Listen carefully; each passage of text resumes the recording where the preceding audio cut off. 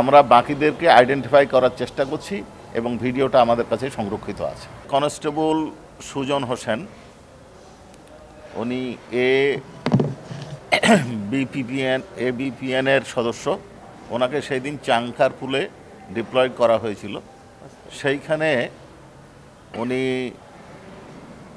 শান্তিপূর্ণ ছাত্র জনতা যারা আন্দোলনের বৈষম্য বিরোধী ছাত্র আন্দোলনের সমর্থনে মিছিল মিটিং করছিলেন তাদের বিরুদ্ধে উৎফুল্ল অবস্থায় গুলি করছিলেন এবং খুব ঠান্ডা মাথায় গুলি করার পর তিনি আবার খুব আরাম আয়েশ করে মাথায় হাত দিয়ে খুব একটা ভাবভঙ্গি নিয়ে আবার গুলি করেছেন এবং 7 জন মারা গেছেন। না, 7 জনকে হত্যা করেছেন এবং তার যে গেস্টার পোস্টার ছিল তাতে দেখা যাচ্ছে মনে হচ্ছে তিনি এটাকে পার্সোনালি নিয়েছেন। এই ভিডিওটা ভাইরাল হয়েছে। এর প্রেক্ষিতে অন্য মামলায় সে আটক ছিল, সেইখানে গত 1 জানুয়ারি তাকে গ্রেপ্তার করার জন্য মাননীয় ট্রাইব্যুনালে পিটিশন দেওয়া হয়েছিল। মাননীয় ট্রাইব্যুনাল প্রাথমিক পর্যায়ে তার প্রোডাকশন ওয়ারেন্ট দিয়ে আজকে নিয়ে এসছেন এবং আজকে ডিটেনশনের আদেশ দিয়েছেন। পরবর্তী তারিখ হচ্ছে 23 ফেব্রুয়ারি। এইটার বিষয়ে আমাদের বক্তব্য হচ্ছে, আমার পাশে সংশ্লিষ্ট প্রসিকিউটর সাহেব আছেন, উনিও বলবেন। সেটা হচ্ছে যে আমরা বাকিদেরকে আইডেন্টিফাই করার চেষ্টা করছি এবং ভিডিওটা আমাদের কাছে সংরক্ষিত আছে।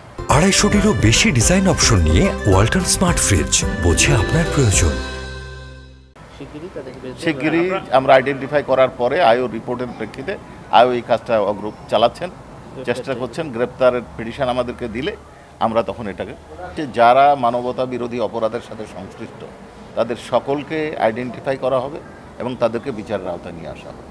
সেটা সারা বাংলাদেশের, সেটা চট্টগ্রামে হতে পারে, এতে হতে পারে, নরসিংদীতে হতে পারে, খুলনায় হতে পারে, রংপুরের তো আপনারা জানেন আবু সাইদের বিষয়টা আছেই, আরও বিভিন্ন সারা দেশের 56,000 বর্গ মাইলে যেখানে মানবতা বিরোধী অপরাধ সংগঠিত হয়েছে তাদের সকলকেই বিচারের আওতায় আনা হবে। দেখেন, তদন্তের যে তথ্যগুলো আমরা প্রায় পাই সেই সব তথ্য সবসময় কনফিডেন্সিয়াল তথ্য, প্রিভিলেজ ডকুমেন্ট।